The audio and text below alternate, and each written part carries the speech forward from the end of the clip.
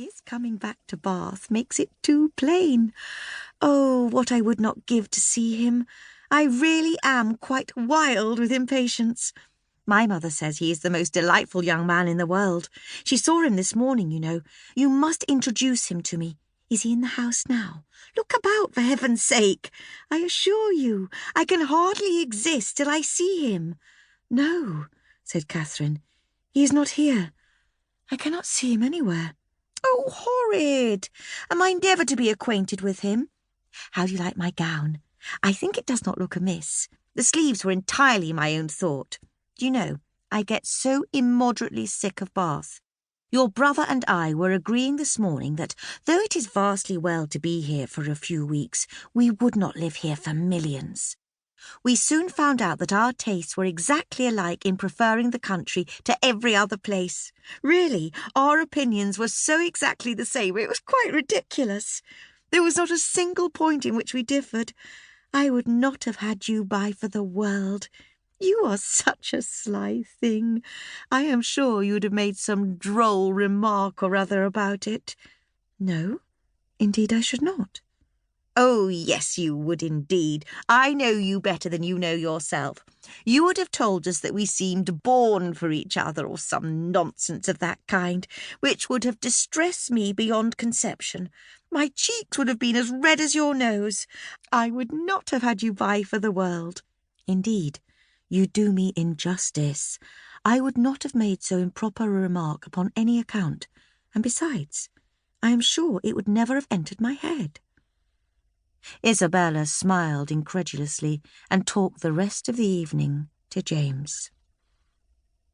Catherine's resolution of endeavouring to meet Miss Tilney again continued in full force the next morning, until the usual moment of going to the pump-room she felt some alarm from the dread of a second prevention. But nothing of that kind occurred.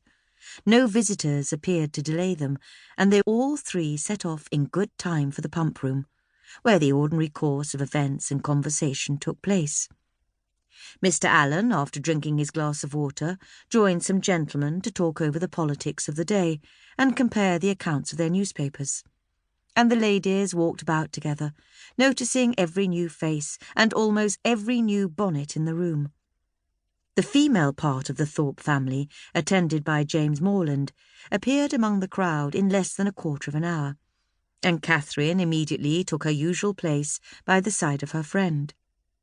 James, who was now in constant attendance, maintained a similar position, and separating themselves from the rest of their party, they walked in that manner for some time, till Catherine began to doubt the happiness of a situation which, confining her entirely to her friend and brother, gave her very little share in the notice of either. They were always engaged in some sentimental discussion or lively dispute, but their sentiment was conveyed in such whispering voices, and their vivacity attended with so much laughter, that though Catherine's supporting opinion was not unfrequently called for by one or the other, she was never able to give any, from not having heard a word of the subject.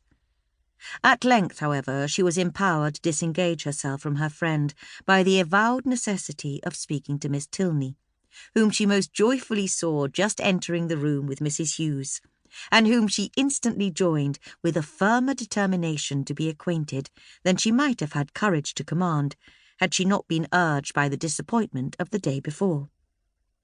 Miss Tilney met her with great civility, returned her advances with equal goodwill, and they continued talking together as long as both parties remained in the room.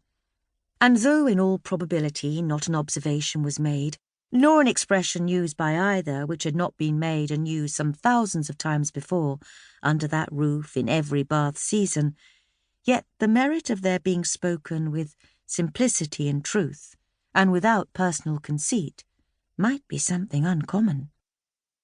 "How well your brother dances!" was an artless exclamation of Catherine's towards the close of their conversation, which at once surprised and amused her companion. "Henry?" she replied with a smile. "Yes, he does dance very well." "He must have thought it very odd to hear me say I was engaged the other evening when he saw me sitting down, but I really had been engaged the whole day to Mr. Thorpe." Miss Tilney could only bow. You cannot think.